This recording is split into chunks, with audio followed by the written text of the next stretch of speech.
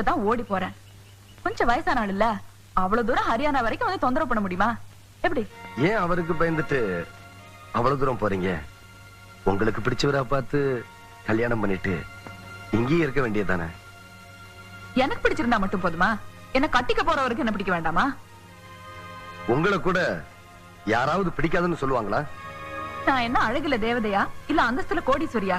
இருக்கிறது ஒரே ஒரு வீடு, எப்ப பார்த்தாலும் உளறி கொட்டிட்டு இருக்கிற ஒரு சித்தப்பா. இந்த காலத்துல புருஷனை விட்டாலும் விடுவாங்க, உத்தியோகத்தை விட மாட்டாங்க. நான் மாப்பிள்ளை போற ஒவ்வொரு ஊருக்கும் அவரையும் இழுத்துட்டு போக முடியுமா என்ன?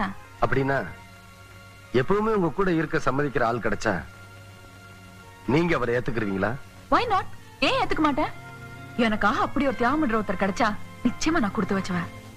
ஆமா, எனக்கு அப்படி ஒரு மாப்பிள்ளை கிடைப்பாரு நினைக்கிறீங்களா? நிச்சயமா கிடைப்பார். கிடைச்சா பிள்ளையா இருக்கும் போது தேங்காய் உடைச்சு அம்மனுக்கு ஏன் கையாலேயே திருக்கல்யாணம் பண்ணி வைப்பேன்.